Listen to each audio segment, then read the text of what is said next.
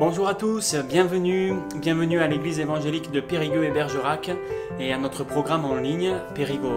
On est très content de se retrouver encore ce matin. C'est dimanche, c'est le jour de notre culte, le jour où nous voulons vraiment d'une manière encore plus particulière que les autres jours célébrer celui qui est le plus important pour nous, notre Dieu. C'est pour ça qu'on est entre guillemets réunis, qu'on se rassemble, qu'on se retrouve, même si pour le moment c'est toujours via les plateformes sur Internet, sur le web, mais on est content de pouvoir partager ces moments. Content particulièrement aussi ce matin parce qu'on a la joie d'avoir un pasteur de passage, un pasteur invité. C'est le pasteur Jérémy Durand qui est un voisin, il vient de la Corrèze, et c'est lui qui nous apportera le conseil de Dieu ce matin, un message vraiment intéressant, un message comme toujours dans la parole de Dieu, j'allais dire un message puissant, mais un message vrai, authentique sur le découragement, et on remercie Jérémy, on remercie son épouse Johanna. Ils font un travail formidable en Corrèze et on est très content de l'avoir avec nous ce matin et de pouvoir entendre ce que Dieu a mis sur son cœur pour notre église, pour notre assemblée. Voilà, si vous vous joignez à nous, soyez les bienvenus, d'où que vous veniez, d'où que vous soyez. On est très content de pouvoir vivre ces moments avec vous. N'hésitez pas, si vous le souhaitez, à vous abonner à la chaîne YouTube et à visiter notre site internet. Toutes les informations sont dans le descriptif. On va sans plus tarder commencer ce culte vraiment et entrer dans la présence du Seigneur. C'est Jean-Nicolas ce matin qui va nous conduire dans quelques chants et que Dieu puisse vraiment permettre que nos cœurs soient ouverts, encore que son esprit soit à l'œuvre, même si on est chacun chez nous, que là où nous sommes, nous soyons visités, renouvelés et surtout que tous ensemble, là où nous sommes, nous puissions faire monter un parfum d'adoration pour notre Dieu encore ce matin. On laisse toute la place à Jean-Nicolas. Bonjour à tous, j'espère que tout le monde va bien. Je suis heureux que nous puissions encore une fois nous présenter devant notre Père Céleste ensemble. Et c'est toujours avec les moyens du bord, mais avec le même désir, plaire à notre Dieu. Et j'avais à cœur ce matin de vous partager quelques versets dans un psaume qui me parle, encore plus aujourd'hui en ces temps de confinement. C'est le psaume 56 au verset 13 où il nous est dit, c'est le psalmiste qui parle bien sûr, « Ô Dieu, je dois accomplir les vœux que je t'ai faits. Je t'offrirai des actions de grâce, car tu as délivré mon âme de la mort, tu as garanti mes pieds de la chute, afin que je marche devant Dieu à la lumière des vivants. » Amen. J'espère que ça parle à votre cœur et que le Seigneur soit béni ce matin par nos louanges. Amen.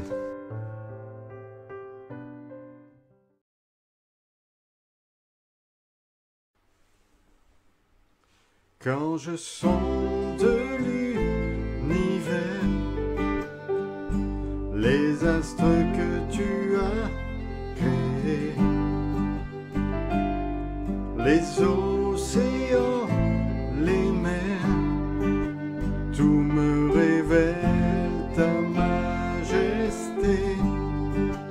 Alors mon âme veut s'écrier de tout mon cœur, je veux chanter. Oh Dieu, tu es infiniment grand, éternel puissant, roi majestueux. Oh Dieu, tu es infiniment grand, éternel puissant, roi majestueux.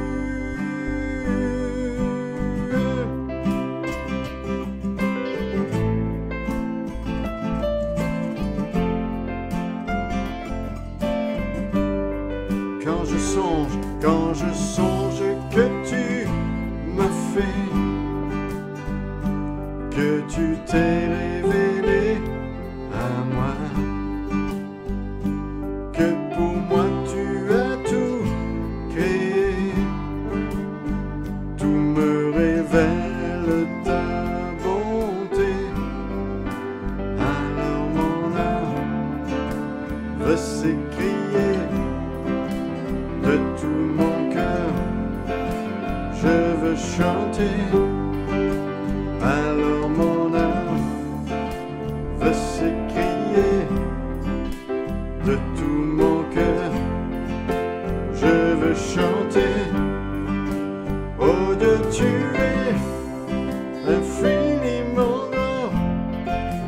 Éternel puissant, roi majestueux, oh Dieu tu es infiniment grand. Éternel puissant, roi majestueux, oh Dieu tu es infiniment grand. Éternel puissant, roi majestueux, oh Dieu tu es infiniment grand. Éternel puissant, roi majestueux.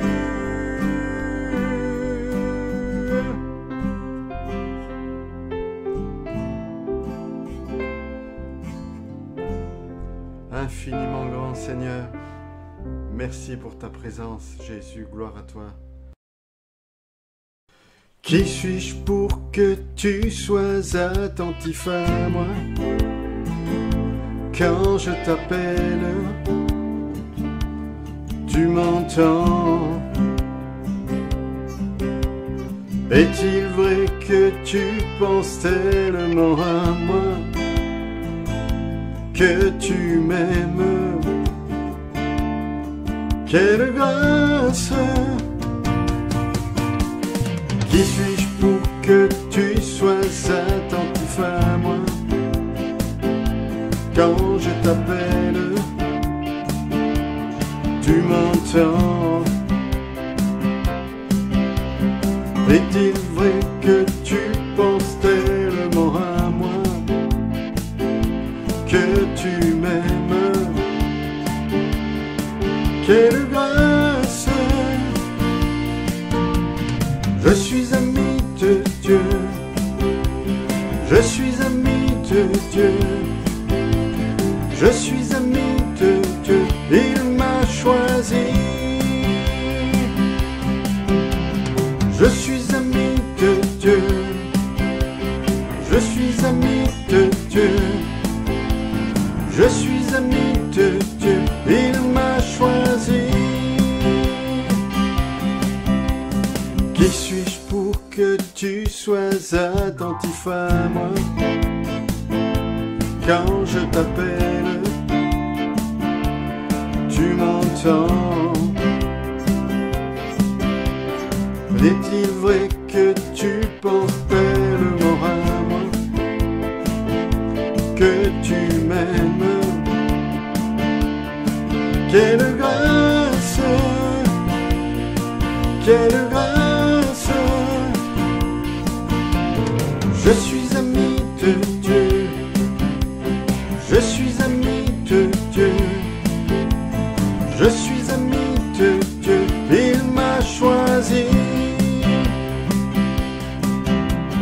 Je suis ami de Dieu, je suis ami de Dieu, je suis ami de Dieu, il m'a choisi. Dieu tout-puissant, Dieu de gloire, Dieu tu m'as choisi. Dieu tout-puissant, Dieu de gloire, oui tu m'as choisi. Dieu tout-puissant, Dieu de gloire, oui tu m'as choisi. Je suis ami de Dieu, je suis ami de Dieu, je suis ami de Dieu, il m'a choisi. Je suis ami de Dieu, je suis ami de Dieu, je suis ami de Dieu, il m'a choisi, il m'a choisi, il t'a choisi. Amen.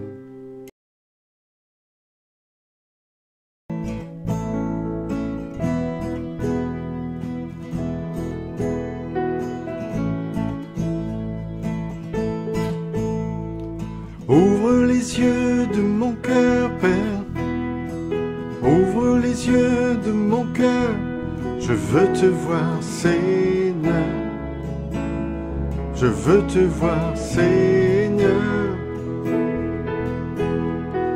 Ouvre les yeux de mon cœur, Père. Ouvre les yeux de mon cœur. Je veux te voir, Seigneur. Je veux te voir, Seigneur. Car tu es saint et élevé, brillant dans la lumière de ta gloire. Remplis-moi de ton amour. Je chante gloire, gloire, gloire. Gloire, gloire, gloire. Je veux te voir, Seigneur. Ouvre les yeux de mon cœur, Père. Ouvre les yeux de mon cœur. Je veux te voir, Seigneur. Je veux te voir, Seigneur. Ouvre les yeux de mon cœur, Père. Ouvre les yeux de mon cœur. Je veux te voir, Seigneur. Je veux te voir, Seigneur. Car tu es saint et élevé, brillant dans la lumière de ta gloire. Remplis-moi de ton amour. Je chante gloire, gloire, gloire. Car tu es saint et élevé, brillant dans la lumière de ta gloire.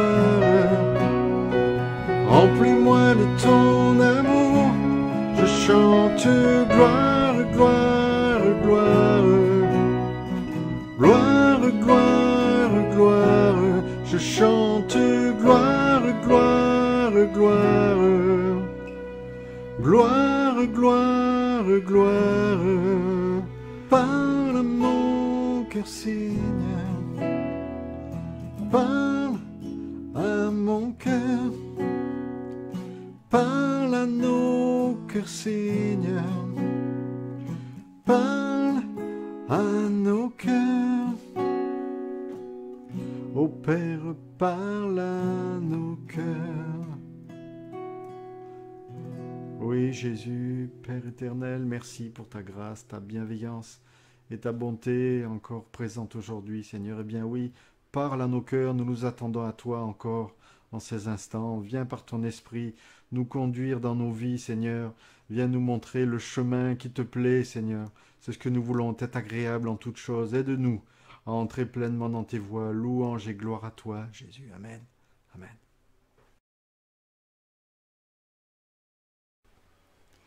Toute ma vie, l'a donnée pour toi. Toute ma vie, au pied de la croix. Toute ma vie, à marcher dans tes voies. Toute ma vie, à rester près de toi. Et même si la tempête fait rage et que les vents me font perdre courage, je m'appuie sur le rocher. Aucune montagne ne pourra m'arrêter. Toute ma vie, l'a donnée pour toi. Toute ma vie, au pied de la croix. Toute ma vie, à marcher dans tes voies. Toute ma vie, à rester près de toi. Et même si la tempête fait rage et que les vents me font perdre courage, je m'appuie sur le rocher. Aucune montagne ne pourra m'arrêter. Et même si la tempête fait rage et que les vents me font perdre courage, je m'appuie sur le rocher. Aucune montagne ne pourra m'arrêter.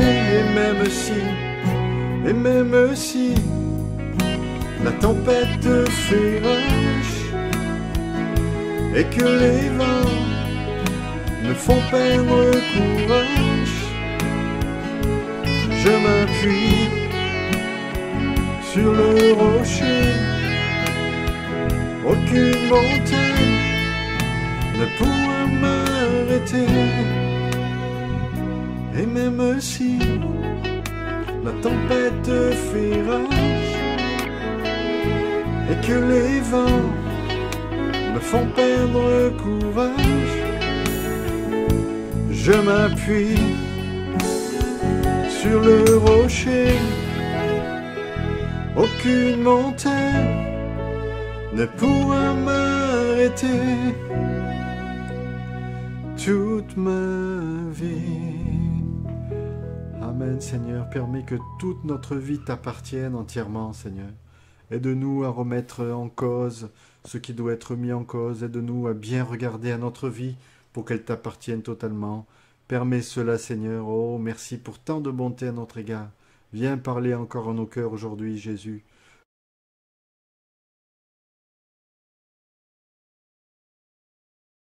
Avant d'écouter la parole de Dieu, nous voulons nous rappeler que nous lui devons toutes choses. À Dieu soit toute la gloire pour toutes les choses qu'il a faites et pour celles qu'il va faire encore aujourd'hui. Merci Seigneur pour ta grâce, Jésus. À Dieu soit toute la gloire. À Dieu soit la gloire. À Dieu, oui, à Dieu soit la gloire. À Dieu, oui, à Dieu soit la gloire pour les choses qu'il a faites. Par son sang, il m'a sauvé. Par sa puissance, il m'a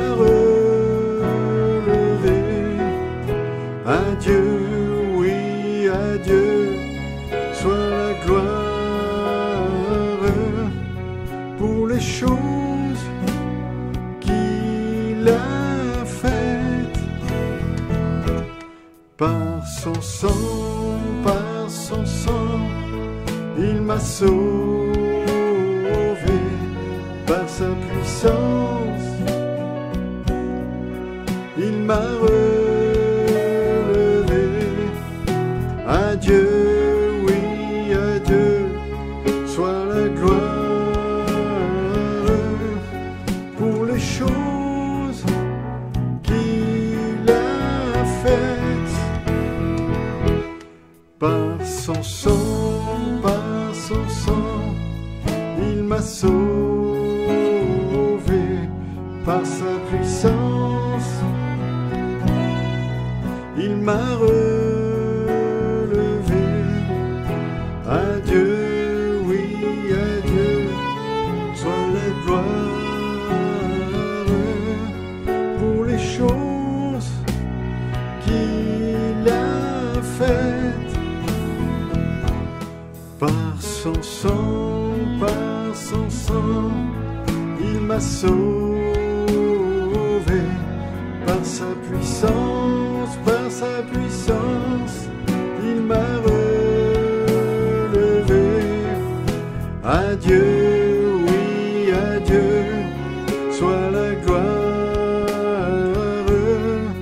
pour les choses qu'il a faites. Pour les choses qu'il va faire. Merci Seigneur. Amen. Louange et gloire à toi, Jésus. Sois béni. Merci, Seigneur. Bonjour à tous, je suis heureux d'être avec vous ce matin pour ce culte. Je remercie Benjamin et Delphine de me faire confiance et pour l'invitation qu'ils m'ont portée pour pouvoir apporter la parole ce matin. Quand j'ai su que je devais vous apporter la parole, il y a un message qui s'est posé sur mon cœur. Pendant quelque temps, surtout au début du confinement, je me disais, je prêcherai jamais sur le coronavirus. Je prêcherai pas sur le confinement, sur ces choses-là. On en entend assez parler sur ça. Et puis, il y a vraiment le Seigneur qui m'a interpellé. Quand il y a quelques semaines, j'ai commencé à être un peu dans la lassitude, un peu, à bout de force moralement au travers de ce confinement. Vous savez, au départ, on prend ça peut-être comme un moment de repos, comme un moment à part, comme un moment peut-être de privilège. Mais au bout d'un certain temps, et peut-être vous l'avez vécu aussi, il y a comme un découragement, un peu, on en a marre d'être enfermé, on n'en peut plus d'être là, toujours enfermé à l'intérieur, on ne sait plus quoi faire. Et j'ai eu comme un moment de découragement, vous savez, et je suis sûr que vous l'avez vécu aussi, pour la plupart, un moment de découragement. Et je me suis rendu compte que finalement, quand une épreuve vient, on compte sur nos forces, on se dit, c'est bon, j'ai pas besoin de remettre ça à Dieu, de toute façon c'est simple, ça va être un moment facile. Et puis, les semaines passent, les mois passent, les années passent peut-être, et on arrive au bout de nos forces, et à ce moment-là, le découragement vient sur notre cœur. Il y a un homme, Mike Horn, qui a dit, pendant le confinement, il a donné ses quelques conseils d'aventurier, vous savez, et il a dit que le matin, il regardait pas de mauvaises nouvelles, qu'il écoutait pas les mauvaises nouvelles, mais que plutôt, et je reprends ces mots, il plante des fleurs dans son esprit. Alors, je sais pas trop ce que ça veut dire, mais en tout cas, il dit que ça marche. Finalement, on se rend compte qu'on a plein de plans, vous savez, pour pouvoir passer les épreuves. Entre autres, pour ce confinement, on va faire peut-être un peu de sport, on va sortir, on va s'aérer, on va lire, on va faire toutes sortes de choses. Mais malgré tout ça, il y a un moment où les forces morales, je parle, les forces morales peuvent nous lâcher. Qu'est-ce que dit la Bible, justement, sur les problèmes, sur les difficultés et qui peuvent intervenir dans notre vie? J'aimerais qu'on puisse lire dans Psaume 57 au verset 8 et 9, Psaume 57, versets 8 et 9, je vous invite à prendre vos Bibles. On va lire quelques passages ce matin. Voilà, c'est important de prendre la Bible pour pouvoir le lire. Il est dit, Psaume 57, versets 8 et 9, il est dit, « Mon cœur est affermi, ô Dieu, mon cœur est affermi, je chanterai, je ferai retentir mes instruments. Réveille-toi, mon âme, réveillez-vous, mon luth et ma harpe, je réveillerai l'aurore. » Et vous connaissez tous ce chant, je réveillerai l'aurore. Lamentation 3, versets 21 à 23, je vous le lis. Voici ce que je veux repasser en mon cœur, ce qui me donnera de l'espérance. Les bontés de l'Éternel ne sont pas épuisées. Ses compassions ne sont pas à leur terme. Elles se renouvellent chaque matin. Oh, que ta fidélité est grande. Alors, je ne sais pas si vous plantez des fleurs dans votre esprit chaque matin, mais ce que j'aimerais vous dire, c'est que si chaque matin vous prenez un temps avec Dieu, alors vous passerez l'épreuve, passerez la difficulté. Vous passerez le moment de confinement, peut-être moment de mauvaises nouvelles, moment de découragement. Si seulement Jésus est la priorité chaque matin dans notre vie. Alors, peut-être que les forces vous manquent. Peut-être que l'envie vous manque, la capacité d'aller plus loin vous manque, mais c'est normal. Quand on compte sur nos propres forces, on finit toujours par arriver à bout. Mais si je compte sur Dieu, alors il me renouvelle. Il me donne une vie nouvelle avec lui et je peux aller plus loin. Vous savez, la tentation peut venir dans notre vie et là je sors de notre contexte de la France, notre contexte de notre pays et même du monde en ce moment. Vous savez, ça vaut pour ce moment, mais ça vaut surtout pour les épreuves de notre vie. Il y a des épreuves qui frappent, il y a des tempêtes qui viennent, et parfois on est même tenté dans notre cœur, peut-être de lever le poing contre Dieu, peut-être de dire mais qu'est-ce qu'il y a, qu'est-ce qui se passe, ou peut-être simplement d'abandonner, mais Dieu est là, et nous devons compter sur lui.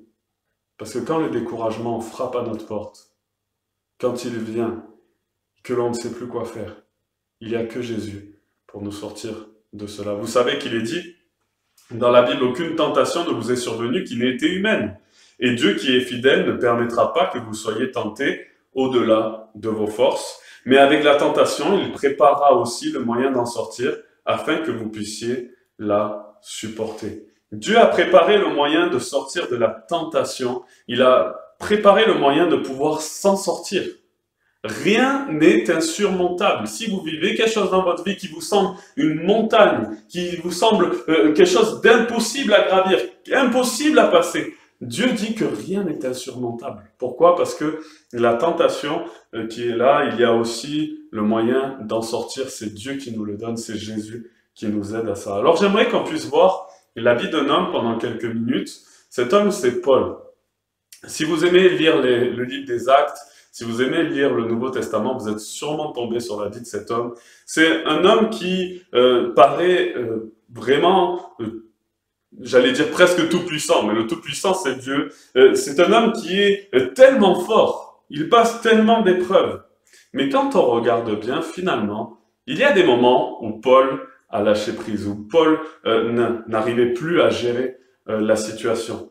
Par exemple, si vous lisez dans Acte 15, verset 36, il y a à un moment donné une dispute, on pourrait dire une mésentente entre Barnabas et Paul. Et là, ils sont en train de se prendre. Il nous est dit qu'il y a eu un vif échange, hein, que c'était quelque chose un peu, voilà, un peu houleux là. Et ils se sont pris un peu la tête au sujet de Marc et ils sont finis par se séparer. Qu'est-ce qui arrive à Paul à ce moment-là? Paul qui est un homme qui aime, un homme qui tranche, un homme qui est droit, un homme qui aime. Pourquoi il vit cela?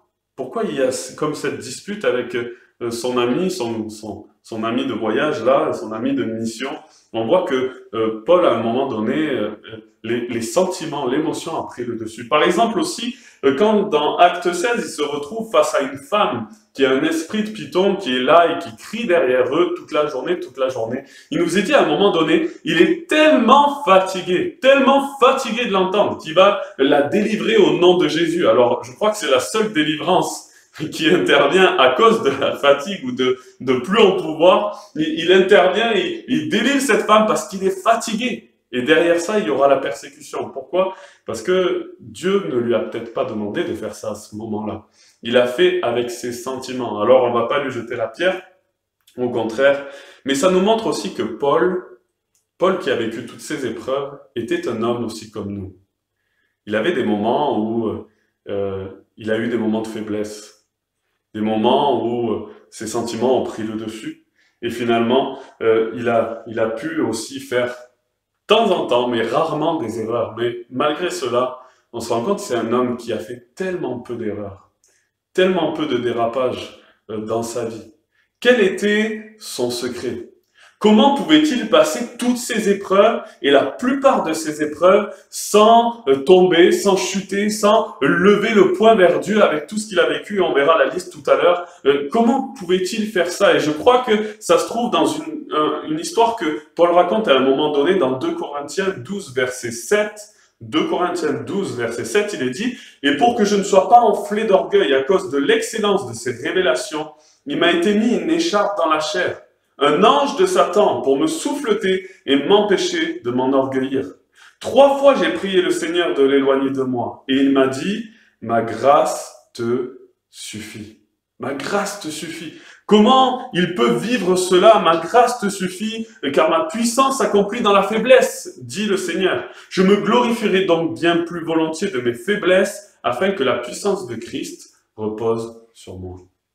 Paul, qui a vécu cette écharpe dans la chair et que 3 fois il va essayer de combattre finalement avec sa chair, vous savez. 3 fois il demande à Dieu que ça lui soit enlevé. 3 fois il est là, il subit, il vit cette situation et Dieu lui donne une chose et ça va changer sa vie. Et je voulais vraiment commencer par ça parce que tout ce qui arrive là vient finalement de ce moment. Vient finalement de ce qu'il a compris. Ma grâce te suffit. Paul a combattu par ses propres moyens. Mais à un moment donné, il a compris que la grâce de Dieu surpasse toutes les épreuves. Et cette grâce qui fait disparaître la douleur, qui fait disparaître les soucis, qui fait disparaître la peur intérieure. Cette grâce puissante que le Seigneur lui donne. C'est la grâce du salut. La grâce que Dieu est tout-puissant et qu'il est dans sa vie. C'est pas simplement une petite expérience qu'il a vécue, c'est vraiment comme une révélation. Oui, ma grâce te suffit. Et ça nous parle. Peut-être tu passes par les difficultés, tu passes par une tempête. Et peut-être tu dis, mais Dieu, tu n'es pas là, tu ne me sors pas de ça. Pourquoi je ne suis pas délivré? Pourtant, je suis croyant, pourtant, je marche avec Dieu. Mais peut-être que Dieu te dit aujourd'hui, ma grâce te suffit. Tu seras délivré un jour, ou non. Mais l'important, c'est que tu comptes sur la grâce de Dieu. Parce que grâce à cela, tu vas pouvoir sortir de l'épreuve. Grâce à cela, tu sortiras de l'épreuve dans ton cœur. Peut-être pas physiquement, peut-être pas dans la situation. Comme Paul, il n'a pas été guéri à ce moment-là. On ne sait pas si plus tard il a été guéri. Mais à ce moment-là, la grâce fait que ces sentiments de peur, ces sentiments de douleur, ces sentiments d'avoir ce problème dans sa vie partent, ils disparaissent. Et puis, on voit par là que finalement, la grâce de Dieu a pris le dessus. Alléluia. Quand on voit Paul dans la tempête, qui garde le calme, qui reste là sans souci, sans angoisse. Quand on voit la description de toutes ces épreuves, on va le lire ensemble dans 2 Corinthiens 11, je crois que vraiment on voit la gloire de Dieu au travers de ce qu'il a vécu. 2 Corinthiens 11, verset 23, je le suis plus encore. Il parle qu'il est ministre de Christ. Je le suis plus encore par les travaux, bien plus par les coups, bien plus par les emprisonnements, bien plus. Souvent en danger de mort. 5 fois, j'ai reçu des Juifs 40 coups moins 1. 3 fois, j'ai été battu de verge. 1 fois, j'ai été lapidé. 3 fois, j'ai fait naufrage. J'ai passé 1 jour et 1 nuit dans l'abîme. Fréquemment, en voyage, j'ai été en péril sur les fleuves, en péril de la part des brigands, en péril de la part de ceux de ma nation, en péril de la part des païens, en péril dans les villes, en péril dans les déserts, en péril sur la mer, en péril parmi les faux frères. J'ai été dans le travail et dans la peine, exposé à de nombreuses veilles, à la faim et à la soif, à des jeûnes multipliés, au froid et à la nudité. Et sans parler d'autre chose, je suis assiégé chaque jour par les soucis que me donnent toutes les églises. Qui est faible que je ne sois faible? Qui vient à tomber que je ne brûle? S'il faut se glorifier, c'est de ma faiblesse que je me glorifierai. Quand on voit cette liste atroce que Paul a vécue, je ne sais pas si j'aurais pu vivre la moitié de ce qu'il a vécu, même peut-être un dixième de ce qu'il a vécu. Et il répète toujours en péril, en péril, en péril, en péril. Plusieurs auraient abandonné la main de Dieu, mais Paul tient bon parce qu'il a la grâce de Dieu avec lui. À un moment donné, on voit Paul qui est à Lystre. Et il dit à un moment donné qu'il a été lapidé dans ce passage-là. Quand Paul est à Lystre, il se passe quelque chose de particulier. Il arrive auprès d'un peuple qui ne connaît pas Dieu. Il y a un homme qui est impotent des pieds, il est boiteux de naissance. Et là, Paul va le guérir. Paul va, par la grâce de Dieu, le relever. Et il va être considéré par ce peuple comme un Dieu avec Barnabas. Ils vont être là à dire que c'est Mercure et Jupiter qui est venu sur Terre, 2 dieux, soi-disant, là, les dieux païens, qui sont venus sur Terre. Il y a même un prêtre de Mercure, là, qui va venir et essayer de faire un sacrifice de taureau pour Paul et pour Barnabas. On se rend compte que finalement, ils sont élevés, mais heureusement, Paul va leur dire, non, ne sacrifiez pas des taureaux, sacrifiez pas des bêtes pour nous, on est juste des serviteurs de Dieu, mais ils sont élevés. Et ce qui est fou, c'est que dans ce même passage, quelques heures, peut-être quelques jours après, Acte 14, verset 19 à 20, il est dit « Alors survinrent d'Antioche et d'Icône des Juifs qui gagnèrent la foule et qui, après avoir lapidé Paul, le traînèrent hors de la ville, pensant qu'il était mort. Mais les disciples l'ayant entouré, il se leva et entra dans la ville le lendemain. Il partit pour Derbe avec Barnabas. » Quand on voit ce passage, on voit que Paul, lui, a servi Dieu. Il a tout donné à Dieu. Et à ce moment-là, il est lapidé, il est laissé pour mort. Je crois que beaucoup auraient fui.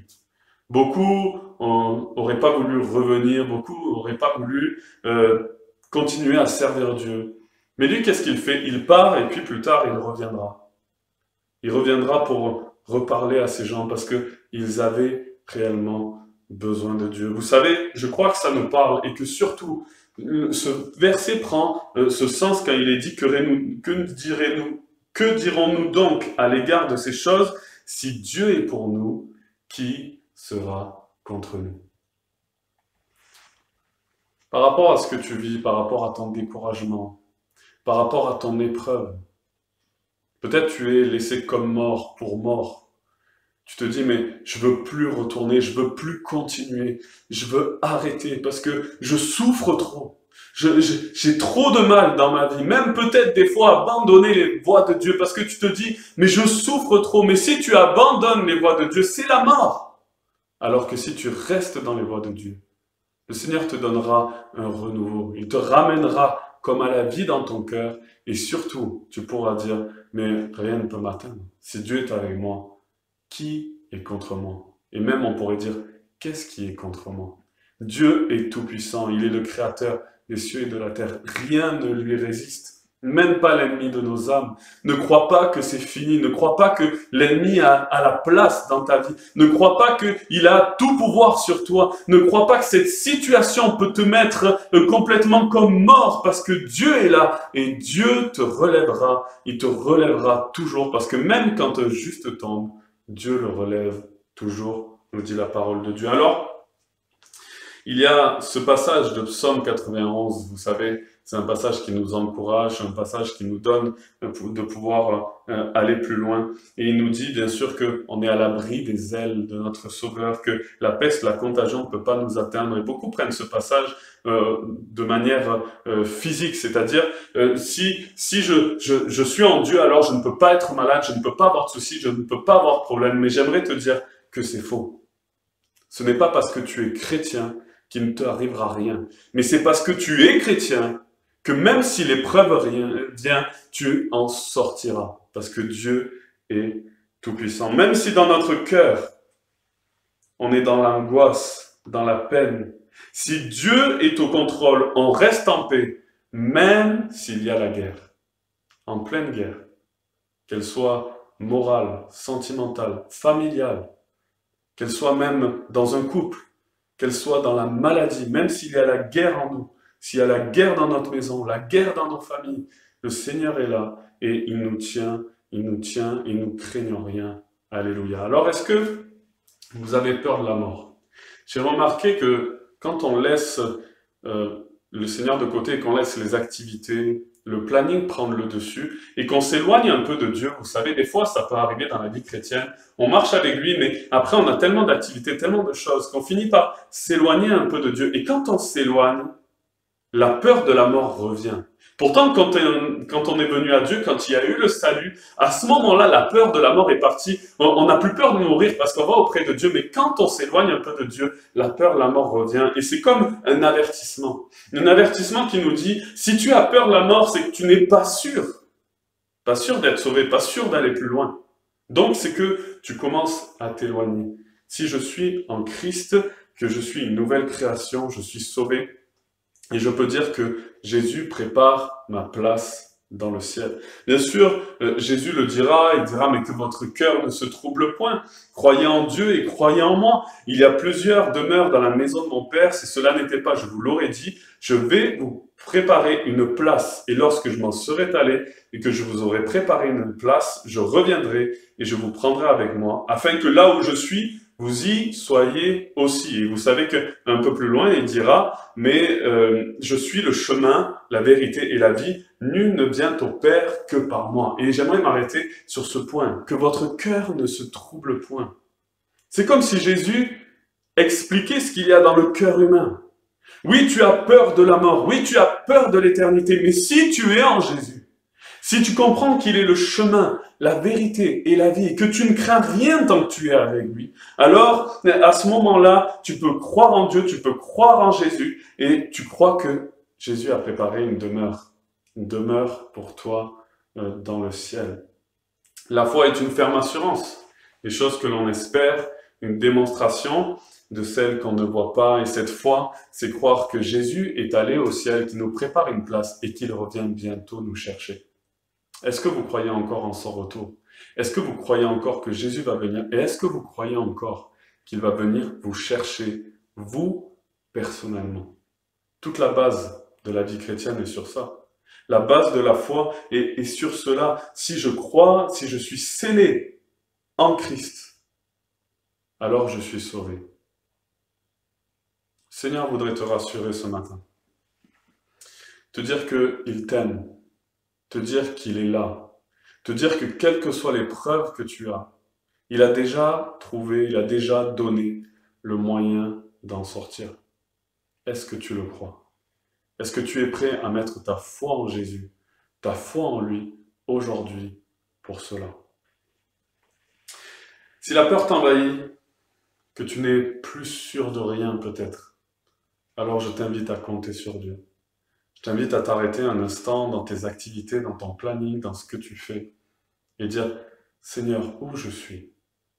Où je suis par rapport à toi? Est-ce que je suis compté comme un enfant de Dieu ou est-ce que je me suis éloigné?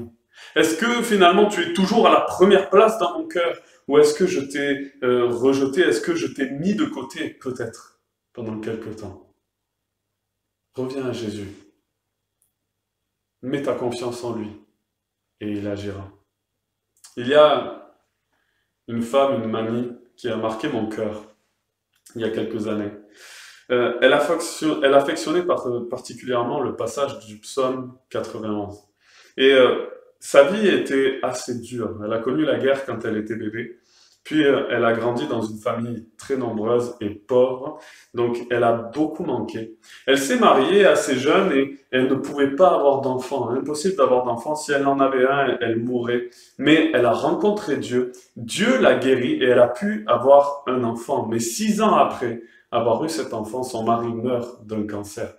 Une chose dramatique. Elle est obligée d'élever son enfant toute seule.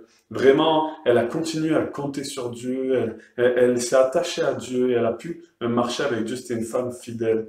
Quelques années après, quand son enfant est devenu grand, voilà, apte à vivre une vie de famille seule, elle s'est remariée. Et puis, alors qu'elle s'est remariée, quelques années après, encore, son mari meurt d'un cancer. On peut dire une fois, une épreuve. Ça peut. 2 épreuves, ok. 3 épreuves importantes dans notre vie, commence à être difficile là. Commence à se dire, oh là, Dieu, où tu es? Qu'est-ce que tu fais?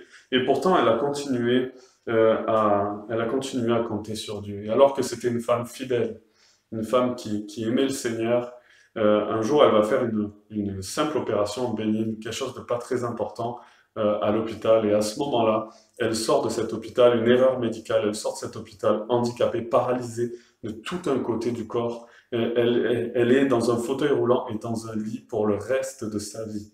Et j'aimerais vous dire que chaque fois que j'allais la voir, alors qu'elle était dans ce lit-là, elle me demandait 2 choses. La première, c'était que je lui lise le psaume 91. Et la deuxième, c'est que je lui chante le chant crucifié. Je ne sais pas si vous connaissez crucifié comme une rose, etc. Et je me rends compte que finalement, elle avait toutes les raisons de pouvoir lever le poing contre Dieu.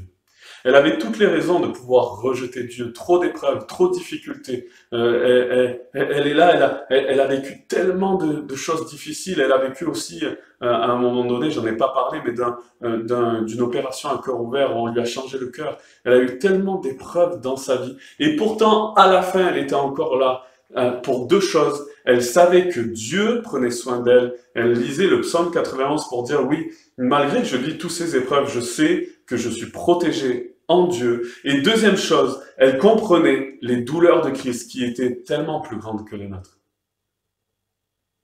Jésus a tellement vécu. Il a tellement souffert pour chacun de nous. Il a payé à la croix. Et quand il dit « tout est accompli », alors que certains l'insultent, d'autres lui crachent dessus, peut-être plusieurs étaient là, et il a vécu vraiment une douleur atroce, atroce. Et pourtant, il nous aimait. Il nous voyait, il dit, tout est accompli. C'est pour toi. C'est pour toi qu'il a fait ça. C'est pour chacun de nous qu'il a fait ça. Pour que dans son tout accompli, nos souffrances soient tellement plus basses que ce qu'il a vécu lui. Et il prend nos souffrances. Il s'est chargé de nos fardeaux à ce moment-là. Et même si je suis dans l'épreuve, même si je suis dans la maladie, même si je suis au bord de la mort, mon espérance n'est pas enlevée. J'ai toujours la joie, j'ai toujours la paix dans mon cœur. Pourquoi? Parce que Dieu est là. Dieu est là. Il me donne cette espérance que cette vie est que de passage et qu'un jour je serai auprès de lui dans le ciel. Alors vous allez me dire, c'est facile de dire cela, mais j'aimerais vous dire que tous nous passons par des épreuves plus ou moins difficiles, mais si nous nous confions en Dieu, et on l'a vu tellement de fois, ceux qui se confient en Dieu traversent l'épreuve avec une paix divine. Une paix qui surpasse toute douleur, toute espérance. Si seulement je remets ma vie dans les mains de Dieu et que je lui fais confiance, que je crois qu'il peut me délivrer, qu'il peut me sortir de cela. Alors, si tu t'attaches à Jésus et que tu lui laisses toute la place, il t'apportera l'aide que tu as besoin. Il t'aidera à traverser les épreuves, comme Paul. Paul lapidé, Paul qui vit tellement de choses, qui vit des naufrages, qui vit des douleurs de toutes sortes, que ça soit par les gens, que ça soit par simplement manquer aussi. Il dira plusieurs fois qu'il a manqué, qu'il était dans le froid, qu'il était dans la disette, qu'il était dans des moments difficiles, mais il a eu aussi des moments de bonheur, des moments d'abondance. Mais il va dire une parole qui est pour toi aujourd'hui et moi, qui est pour chacun de nous. Ce n'est plus moi qui vis, mais c'est Christ qui vit en moi. Et si Christ vit en moi, alors je peux dire que s'il vit en moi, je peux dire que je suis délivré, même quand je suis dans l'épreuve. Je peux dire que je suis dans la paix, même si tout s'affole autour de moi. Je peux dire que j'ai une espérance plus grande que cette terre. La vie, c'est qu'un moment de passage. Vous savez, la vie d'un homme, c'est comme un souffle. C'est la Bible qui nous dit comme une herbe là qui sèche quand elle est coupée. C'est pas grand-chose. Mais l'éternité, c'est tellement plus. Mon frère, ma sœur, je sais que tu es dans la détresse. Je sais que certains d'entre vous vivent des moments difficiles. Mais le Seigneur veut te dire ce matin, confie-toi en lui. Confie-toi en lui. Mets ta vie dans ses mains. Arrête de te débattre avec tes propres moyens.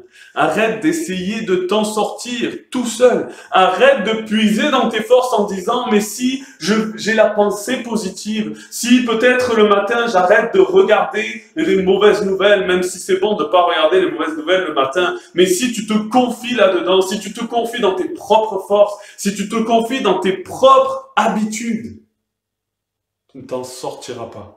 Parce qu'un jour ou l'autre, tes forces vont lâcher.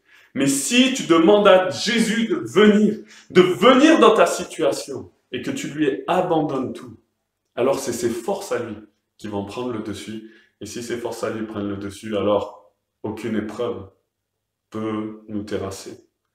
Aucune épreuve peut nous mettre à terre.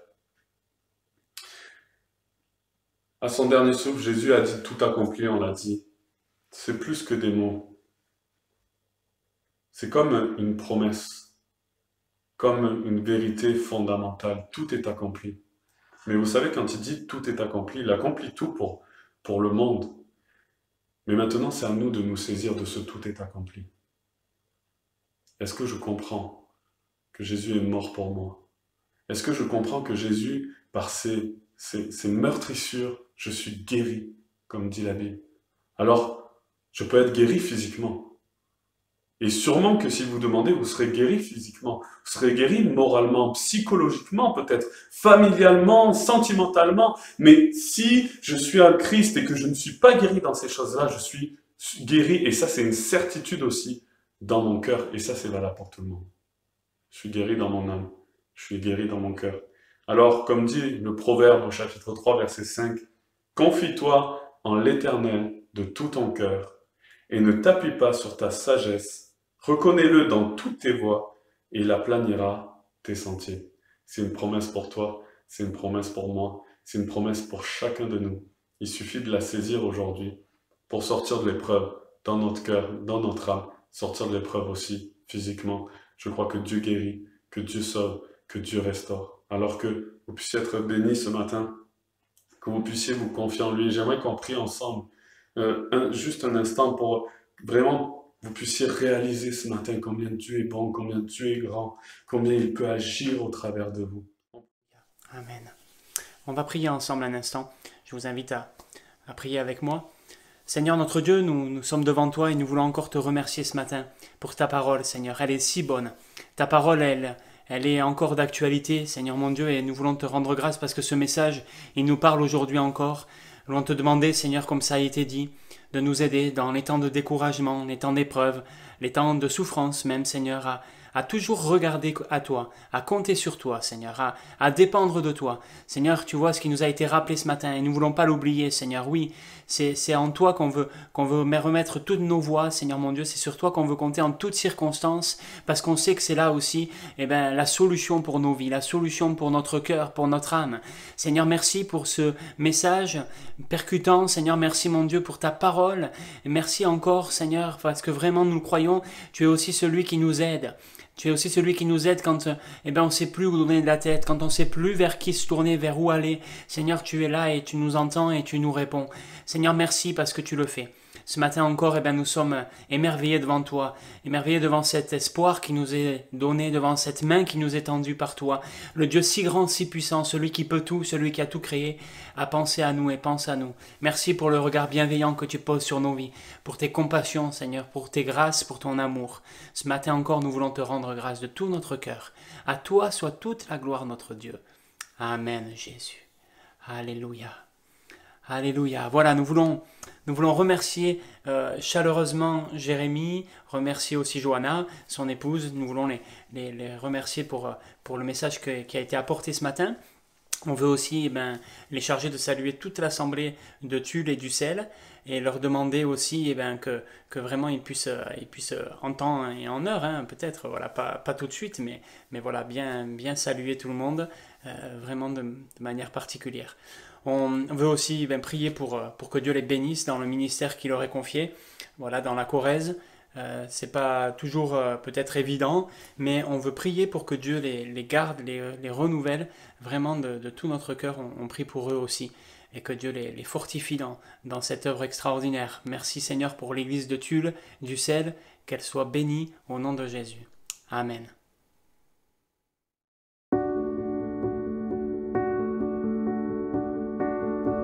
Voilà, j'aimerais rapidement vous faire quelques annonces très très courtement ce matin.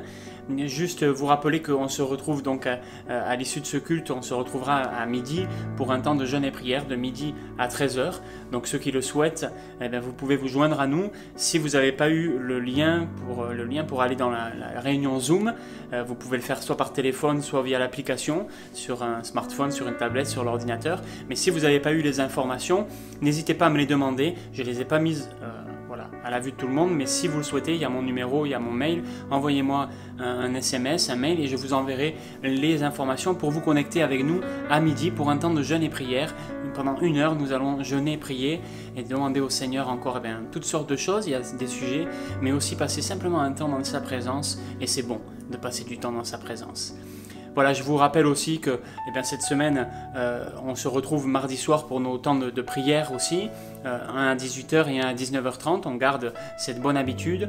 Et puis sans doute, dans la semaine aussi, il y aura une vidéo de partage de la part d'un pasteur, mais je vous laisse découvrir ça dans la semaine sur notre chaîne YouTube donc. Et puis on se retrouve sinon le week-end prochain sans faute.